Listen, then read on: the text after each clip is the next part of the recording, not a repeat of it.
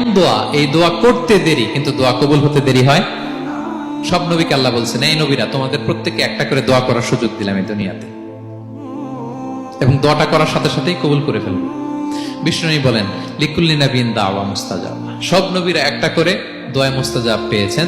দাআও বিহা, আর নবীরা ওই দোয়াটা দুনিয়াতেই করে ফেলছে। সব নবীর ওই স্পেশাল দোয়া যেটা করলেই কবুল, ওটা সব নবীরা কি করছে? দুনিয়াতেই করে ফেলেছে। কিন্তু বিষ্ণু বলেন ওয়া ইন্নী আখতাবিউ দাওয়াতি শাফাআতান লি উম্মতি ইয়াউমাল কিয়ামা, আমি আমার সেই দোয়াটা এই দুনিয়ার বুকে অন্যান্য নবীদের মতো করি নাই।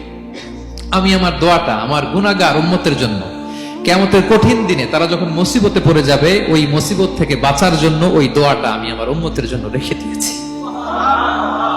ওয়া ইন্নী আখতাবিউ দাওয়াতি শাফাআতান লি উম্মতি ইয়াউমাল কিয়ামা, সব নবীরা এই দোয়াটা করেছে, দুনিয়াতেই কবুল হয়ে গিয়েছে। কিন্তু বিষ্ণু বললেন আমি চাইলে এই দোয়াটা করতে পারতাম। তায়েফের ময়দানে বিষ্ণুনবী ওই দোয়া করলে বিষ্ণুবীর গা দিয়ে রক্ত ঝরে না। কুরাইশদের সাথে বিষ্ণুনবীর 3 বছর জেল খাটা লাগে না। মদিনাতে বিষ্ণুনবী অনেক না খেয়েছিলেন, পেটে পাথর বেঁধেছিলেন, দোয়া করলে জান্নাত থেকে খাবারের বস্তা চলে আসতো, মুহূর্তেই কবুল। জীবনের কোন কঠিন পরিস্থিতিতে বিষ্ণুনবী এই দোয়াটা করেনি। বিষ্ণু বলেন আমি আমার এই দোয়াটা স্পেশালি আমার গুনাহগার উম্মতের জন্য রেখে দিয়েছি।